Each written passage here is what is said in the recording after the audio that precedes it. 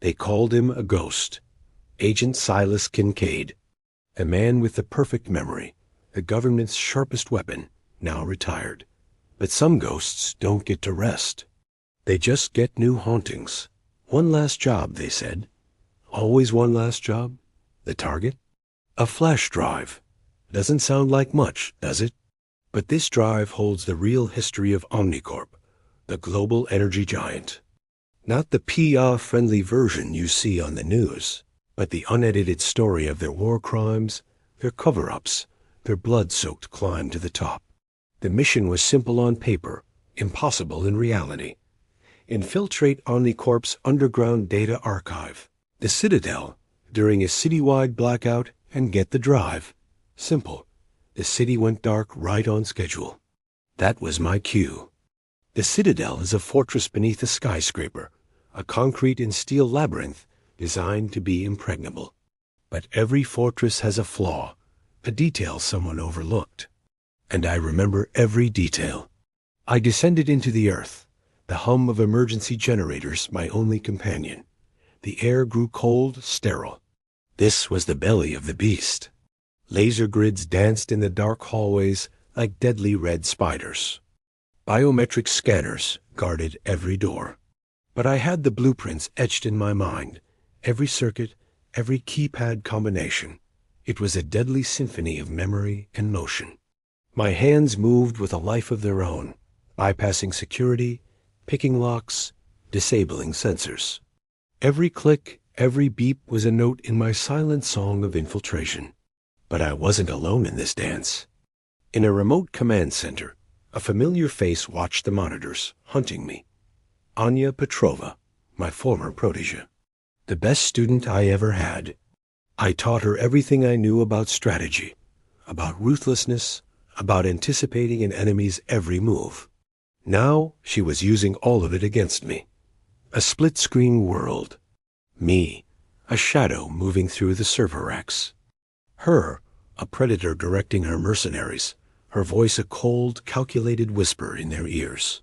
He'll use the ventilation shafts in Sector Gamma. Cut him off. She knew my playbook because I wrote it, but I always kept a few pages for myself.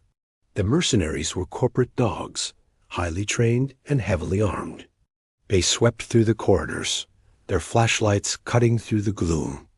I became a whisper in the shadows, using the environment to my advantage. A loosened floor panel, a short-circuited conduit. I didn't have to fight them all, just outthink them. The pressure was immense, a physical weight in the claustrophobic tunnels. The clock was ticking. The city's power grid wouldn't be down forever. And Anya was getting closer. Her voice on the comms, frustrated, angry. Seal the lower levels. I want him trapped. I moved deeper, the server racks glowing like monoliths in the darkness. The hum of the generators was a constant, pounding headache. Every shadow felt like a threat, every distant sound a closing trap. I could feel Anya's mind working against mine, a chess match played across a board of concrete and fiber optics. She anticipated my route to the central server, flooding it with her security teams. A classic pincer movement. So I didn't go to the central server. I went to the old backup vault, the one decommissioned 3 years ago, but still linked to the network. An oversight. A detail someone forgot. But not me.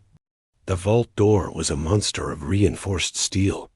The lock was a complex sequence, a combination of physical tumblers and digital encryption. My fingers danced across the keypad, my mind racing through the remembered schematics. Behind me, I could hear the heavy thud of combat boots. They were closing in. The final tumbler clicked into place. The door hissed open. Inside, a single terminal glowed in the darkness. I plugged in my decryption key, the code scrolling rapidly down the screen. Data transfer initiated. There it was. A small, unassuming flash drive. The truth. I grabbed it, and as my fingers closed around it, the vault's emergency lights flooded the room. And there she was, Anya, leaning against the far wall, a cruel smile on her face. She hadn't sent her team. She came herself. "You're getting slow, old man," she said, her voice echoing in the confined space. The door hissed shut behind me, trapping us. "Did you really think I wouldn't know you'd come here?" she asked. "This was your emergency protocol. Your last resort plan." She was right. I had taught her too well. The fight was brutal. Close quarters, hand to hand. She was younger, faster. I was more experienced, more desperate. We were a whirlwind of motion, strikes and blocks, a violent ballet we both knew the steps to. She fought with cold fury. I fought with the weight of the lives this drive could save. She got the upper hand, pinning me against a server rack. "It's over, Silas," she breathed, her blade at my throat. But she made one mistake. She had me pinned against the emergency purge system, a system I designed. My hand fumbled for the activation panel. "You always did forget about the fail-safes, Anya," I gasped and slammed my palm onto the button. A deafening alarm blared. Halon gas hissed from the ceiling. A fail-safe to wipe the servers in case of a catastrophic breach. Her eyes widened in panic. She had a choice, me or escape. She chose escape, scrambling for the emergency release. That was all the time I needed. I slipped past her in the confusion, sealing the vault door behind me. I left her trapped with the ghosts of her own ambition. I raced for the surface, my lungs burning. As I burst through a maintenance hatch into a deserted alleyway, the world exploded with light and sound. The main power was back. Sirens screamed as the entire Army Corp tower went into full lockdown, seconds too late.